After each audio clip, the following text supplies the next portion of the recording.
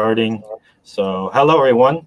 My name's Jonathan LaPere, aka Mr. DJ John, and today we have a special guest. We have Chris Hauer from his solo. He's recently released a solo hour album, Hum, and he's from Canada. He's got good music, so that's I'll give you that, and I'll let you kind of introduce yourself. Thanks, John. Yeah, my name is Chris Hauer, actually. Oh, But sorry.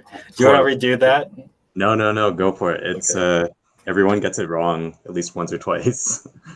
But yeah, I'm a musician. I'm based in Montreal. I'm from Calgary originally, but no, I live out here. And I've lived here for like 8 years and been playing music for pretty much all that time. So that's pretty cool because I guess that'll be one of my questions because so you recently released your first solo album Hum, and you've basically been on tour since you've just finished a tour not too long ago with the band Laps. Yeah, that's right. Yeah, we got back to Montreal on Sunday, and Okay. what day is it today? It's Tuesday, Wednesday. Hmm. Yeah, so really soon, or really near. Yeah. Okay. So for those who, so I've been playing your music. It's probably not to uh, well, I guess I should step back. Your album's probably been one of my favorites so far this year. I've been playing it basically every time I've been on the radio. Oh, So, but um, but I wanted to ask you, so the people who might have not been tuning into my show, um, how would you describe your music for someone who hasn't listened to it? so on the newest one, I've released music by myself before, but this is the first one I've ever done like under my own name, under Chris Hauer. I used to release music under the name Margaret, Oh, and I then did not know that. yep. So I have a couple of albums out under that name, and the most recent one there was like very folky influenced.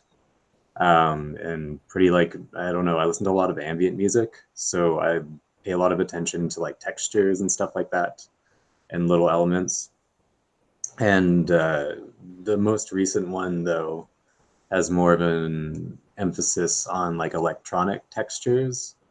I made an effort to use like more keyboards, so there's more electronics going on. A lot of people have been saying like 80s influence to music, and I don't listen to that much music from the 80s, but I guess that it sounds like that, so that works. That's kind of like the zeitgeist where like everyone claims either everyone tries to make something 80s influence or they try to push it as, oh, this was 80s influence when it might have not really been. Yeah, there's like in like the mid 2000s or late 2000s, there's like that big wave of like 80s influenced pop bands, like M83 was a big one, or like Washed Out was a pretty big one too. But yeah. So so I guess we can get into your recent tour. So you just finished that. So I guess you've probably toured before, I assume, right? So how was this tour different compared to maybe your previous tours? So this last one that I just got off of was a cross Canada tour. So Canada is a really big country that's kind of like it takes a long time to get across, and there aren't too many cities to hit in between like several of like the big hubs. There's basically like seven big cities in Canada. I've done this tour once before, or a tour of a similar length at the very least once before. So I think the biggest difference is just like the length and playing two sets every night because I was playing in Laps as well. I was playing bass for them. And Laps as a band was backing me up with my own songs as well. Oh, so I was going to ask you that because on some of your songs, so some of your songs like "Holding" and "Erasure," you have some of your friends playing either like drums or guitar on there. So I guess you had members of Laps kind of doing those roles for you. Yeah, exactly. Yeah, I've been doing some tours recently, like the last few that I've done with like another group that has like a full band lineup. and then we'll all pile into one car together, and I'll teach them all of my songs, and then I'll learn songs of theirs as well, so we can play sets with one another. It's worked Okay. out pretty good so far. That's really interesting because so we kind of I talked about it a little bit before we went on the air, but one the previous person I interviewed was Roy Montgomery, and he's probably done less than 10 shows altogether because he seems because I don't know if you're like this or maybe you can go into a little bit more. He kind of made it sound like how he kind of composed and write music. He was very much like trying to get something as perfect as he can. And then when he doesn't, I guess he didn't really like performing it live because he would have this one idea of how he would like his sound, and then having it live would never turn out how he wanted or something like that. Oh, it never turns out like how you would expect it when you play live. That's what I've been like figuring out as I've played a lot of live shows with like or a bunch of different projects, and like I always screw up at least 5 times within a set, like at the very, very least. But that's what kind of I find it adds like a charm to it, and I think it keeps it exciting as well. As long as there's like parts within the songs that you can kind of like improvise as well and kind of change it up for yourself, and it makes it more interesting for the audience too. It's like another way to experiment as opposed to being like a studio guy where you want to make the most perfect recording, which I also like. I get really into that when I'm in like recording mode, but for live stuff, yeah, you just kind of like you go with it, and it's really fun. I really enjoy it.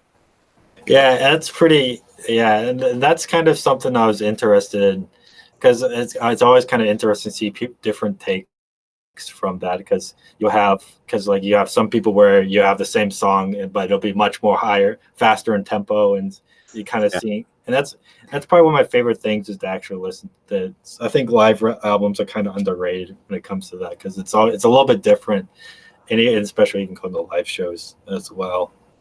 yeah. um you're gonna say something? No, well, with my live shows as well, I like to like rearrange the instrumentation as well to a certain extent because I'm always playing with like different people, and it's always like a bit of a different lineup. So yeah, it's really fun to change up the instrumentation. It changes how the song sounds as opposed to how it sounds recorded as well. But keeps like the same basic elements there. So how do you go about doing that if you're so what's your thought process if you're trying if you say if you have like one part written for maybe like as someone who's a musician as whose musical talent basically stems from hand chimes from like elementary school. Same. And talk about this stuff is always a little bit. It's always fun because I don't know exactly what's all going on, but I always like talking about it because everyone is kind of different. Because we have a couple people here at the studio who play in their band, and it's kind of interesting how they go about it compared to other people, and how if I read on someone else how they do that and stuff like that. So it's always interesting. So I guess going back to the question is like how do you go about so I guess rearranging roles like that or rearranging parts of like if you have one part of one song how would you, and if you didn't have I don't know I don't know how exactly to describe it. If you didn't have the one part of it, how would you assign someone else to do that, I guess? Yeah, well, it kind of like it starts with how many people I'm going to be working with. So, like for the most recent tour, for example, it was me and 3 other people. Mm-hmm. And in that band, there's a guitarist, a bassist, or there's 2 guitarists and a drummer. So I had one of the guitarists playing bass because she's played bass in like multiple bands throughout the years. And then the other guitarist was playing guitar, and also we incorporated samplers for like the first time. I've never used samplers before. And that actually like that helps so much covering like a bunch of bases all at once because you can put these layered textural like keyboard sounds that you've created in the studio and just straight up like cut and paste them from the recording into a sample. So it's just like pressing buttons that are directly connected to chords or notes that have the exact same sound as what it would be on the recording. But yeah, for arrangement, it comes down to like who are you playing with and like what are their strengths as musicians, and then breaking down the song from there, being like this song is made by like having this part is really necessary, or having like the vocals is like really, really necessary to be in there, some harmonies, or yeah, just figuring out like what is really necessary to keep the song sounding like the song. Okay.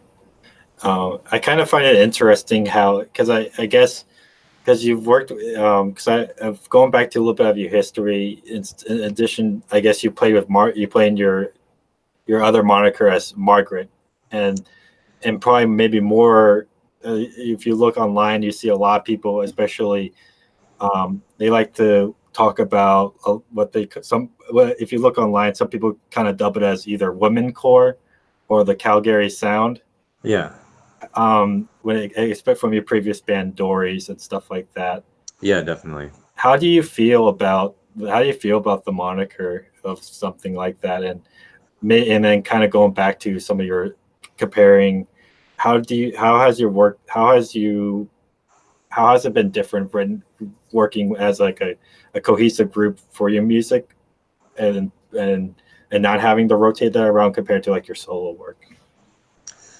Yeah, so with Dories and with like I fully understand the whole like Calgary sound. I was like growing up in Calgary and going out to see shows when there were a lot of bands that kind of like had that sort of post-punky sound that were playing around, but I like wasn't really that much a part of the music scene. I was just kind of seeing bands as opposed to like I had a high school band, but it was really, really bad and I didn't really play that many shows. Um, but with in terms of working with a group as opposed to like just by yourself, um, in Dories at least, like somebody would have a song structure written out at the beginning of the band. Like a fully formed song would kind of be there, and then they would bring it to us. Joseph and Aiden would have it worked out, the guitarists, and they would bring it to me and the drummer Spencer, and then we would kind of like arrange it together and figure out like what worked and what didn't. And then towards the end of that band, we were trying to write songs more so like as a group out of like jamming, which Okay. is a very like different dynamic, um, and a little bit more difficult to do. But if you've been playing with people for long enough, it's not too bad. Uh, Whereas like opposed to writing by yourself, like you can literally just do whatever you want. Like you don't have to, if you're not worried about like playing into like a certain label or a certain sound, you're not worried about like being pigeonholed by it, and you don't think that like your song should have a certain sound attached to them. As long as you don't have that in the back of your head, you can make your song sound however you would like it to. And I really like that freedom. And also like I can be a control freak, so I can just control absolutely everything that happens, and it feels great. That's that's always a nice thing to do, especially I find it hard delegating things like that. So I can see that, or trying to communicate how you want something to be done, or even trying to figure out something yourself, let alone try to tell someone else how exactly you would want something to be done. Yeah, band dynamics are hard. It's been like such a big learning process since I fronted a band in high school, and that was difficult, like trying to figure out how to communicate with other members. But like as you do it more and more, you like learn how to do it better and you get better at it. So it gets a little bit easier. Still difficult, but like it's gotten easier. So, and the reason why I asked you the Calgary question was because I think how I found out that you were releasing your solo album was with from the Dories and Telstar Drugs split, and then from there I think I liked your Facebook page, and then from there I found that they had a post or something about you releasing your solo album. So it's kind of neat like that. Yeah, I made that post. Yeah, well, there you go. Small world. But speaking of, one of the things I really liked about your album Hum is the album art for it. It's kind of it's for those. I mean, obviously, there's people on the radio or online who are not going to be able to see it, Mhm. but I think it's a very nice purple color with it looks like a picture of a parking garage.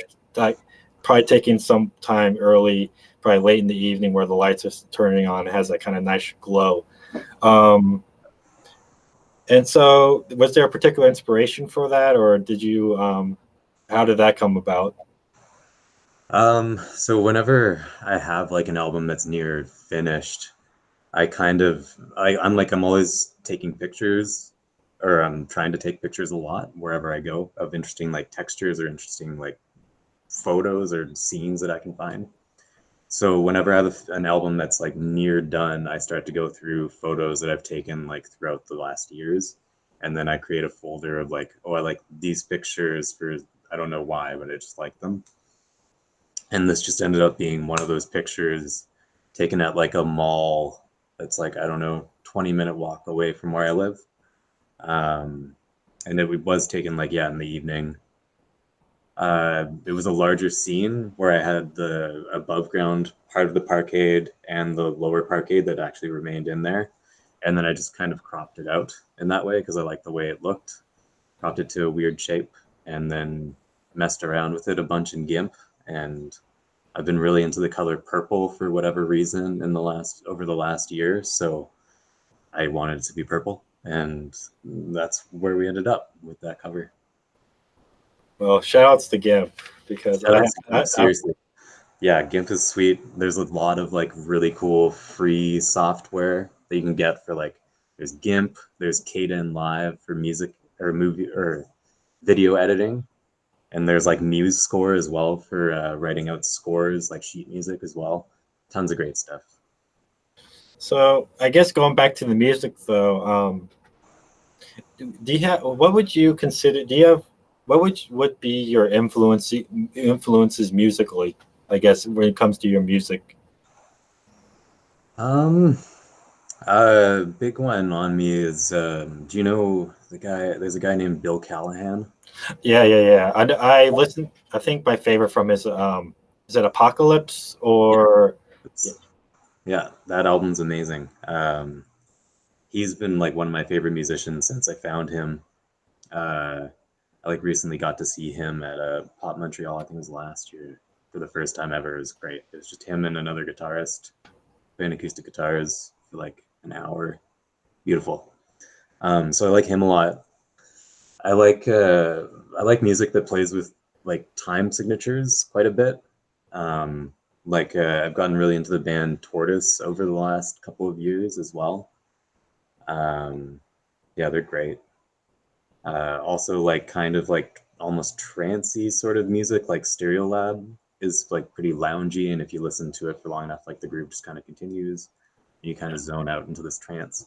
But then I also really like ambient music a lot. One of my favorite projects is the Stars of the Lid.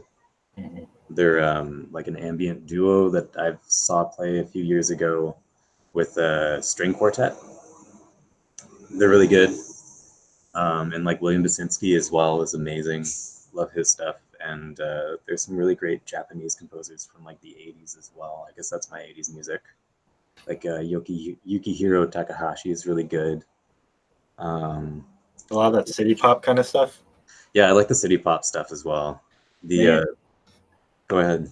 well, I was about to say we're like there's a lot of similarities in the wavelength because I was kind of on an ambient kick where um, there was so I've definitely kind of gotten to the city pop and a little bit of like because there's been a lot of nice reissues of the stuff you said because like Stereolab's reissuing a lot of their stuff. Mhm. I forgot his name. Let's I but some of the city spot I think it's one of the members off of Electric Orchestra. Ryuichi Sakamoto or Yeah, Ryuichi yeah, Sakamoto. Yeah. not him, but it was another guy. Okay. And he's been reissuing a lot of stuff off of Light in the Attic, and they've been kind of going through that city pop and kind of that kind of area 80s like 80s Japan music, and it's been pretty cool stuff. Yeah, my like friend group, a few people that I know got really into it like a couple years ago, and then I just like started listening to it because of that, and I love it. It's great. Yeah, and of course Tortoise um, Yeah. and all that stuff is classic stuff. it's really the it's really cool because especially with some of that's not there's a lot of that stuff that I think it's really nice, and even though I think it's kind of put in the background, but it's still nice stuff to listen to. Oh yeah, and I kind of like background music. I've been like telling people that I really like boring music, and I think that that's true, and I don't care. It's great. I like boring music.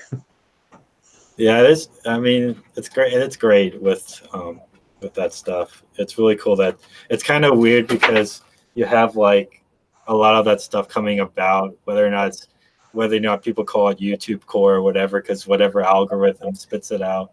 Yeah, yeah. I mean, that's kind of what happened to Plantasia, and that had a huge reissue.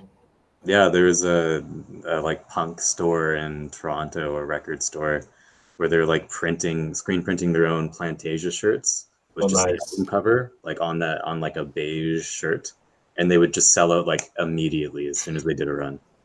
It was really Yeah, funny. yeah, it's great. I mean, it's there's a lot of good stuff out there. Yeah. And you just gotta kind of dig for it, I guess sometimes. Like, but that's cool because a lot of as there's a lot of those people I know, and so maybe I'll play some of them today during the show while we're playing this interview stuff. Yeah, Uh, please do. That'd be great.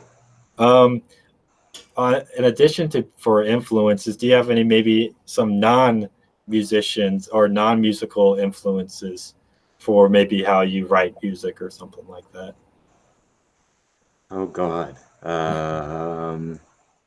Non-musical.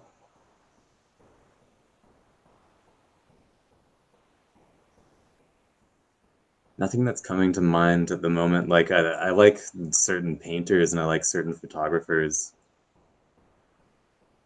I like well, I guess I watch a lot of like comedy, like sketch comedy shows. Hmm. So maybe those somehow play in there somewhat. I've been like recently going on like a Tim and Eric stint, like just getting back into like Tim Heidecker's like on cinema sort of stuff as well. Okay. Yeah, so I don't know. Maybe that shines through in some weird ways. Did it shine through for your holding music video? Yeah, maybe. I've been like obsessed with watching cooking show videos on YouTube, and Yeah. I've gotten like really into cooking over the last like 2 years.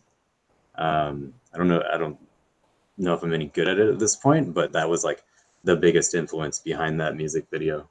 I also just like got a GoPro for some random reason, and so I had to use it for something.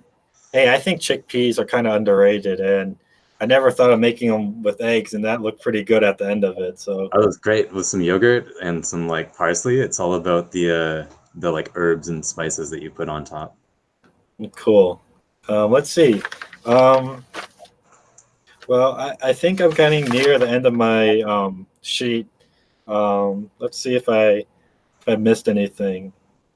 But I guess maybe if let's see. I guess what's next musically for you? Do you have any specific goals you have by the end of the year, or any specific goals you want to work on as a musician, or anything like that?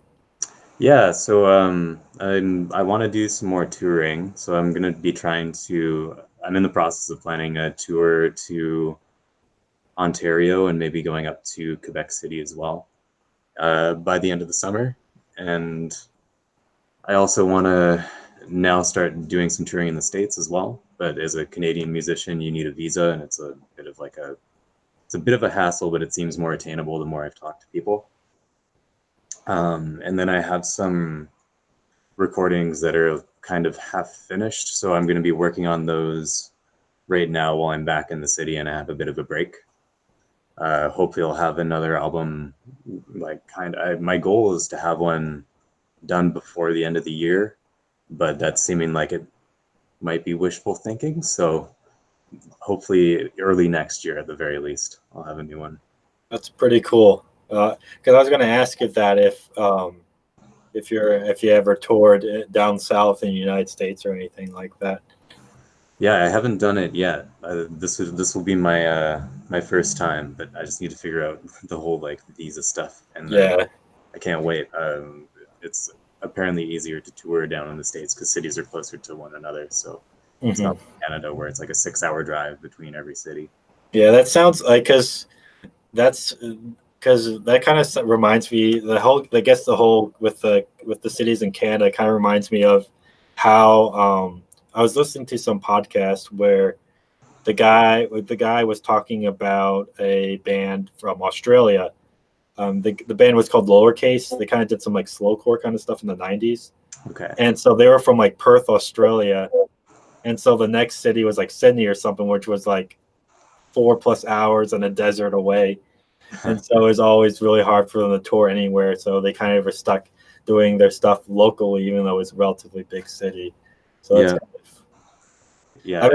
I'm in the same boat. I need to get a passport myself. Oh yeah, you should definitely get a passport. Yeah. Yeah. Go to Canada. Yeah. It's nice. It's really warm up here right now, but it's nice. What were you about to say earlier? Um, oh God, it just completely slipped my mind. I think you might have admit something about the visa or something like that, or easier to travel. Oh, easier to travel out Oh yeah, because easier to travel. Yeah, I was just gonna say, Canada, like Australia sounds somewhat similar to Canada, where it's just like 6 hours to Toronto from Montreal, and then the next big city from Toronto is like 4.5 hours or so to Sudbury. Yep, lots of driving. if you well, other than Raleigh, what other cities in the United States would you want to? What are some of like maybe the couple of top cities you would want to perform at?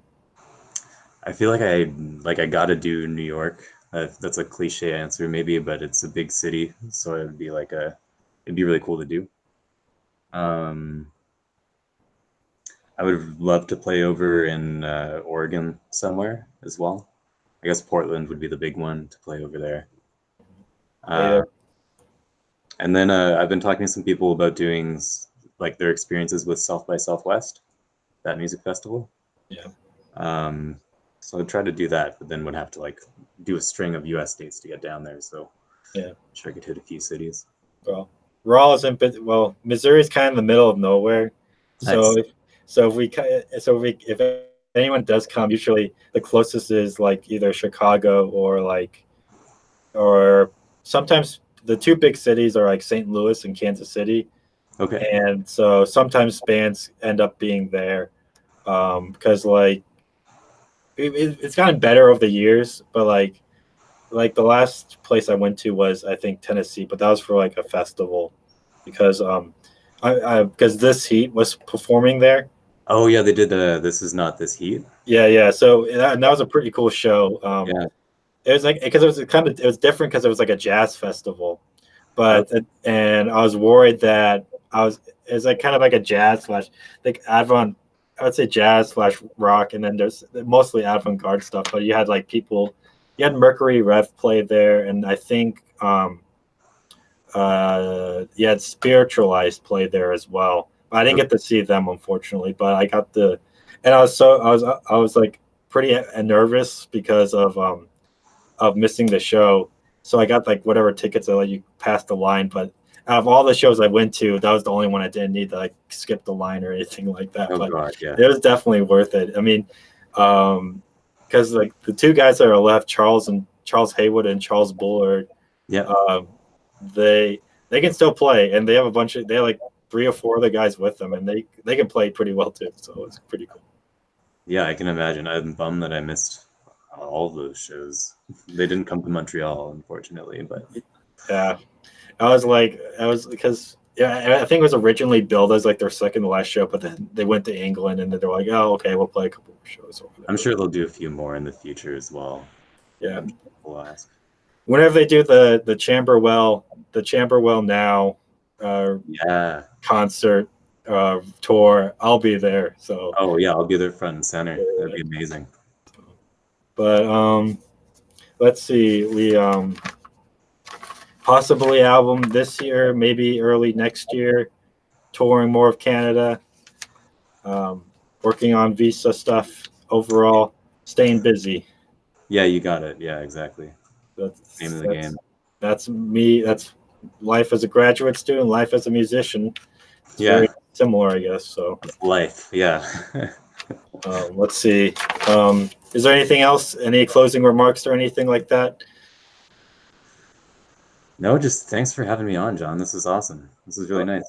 It's a lot easier than like an 18-hour time difference. Getting 1 hour ahead is pretty easy. So again, thanks for the, I guess, coming on the internet and coming onto the radio here in Rolla, Missouri.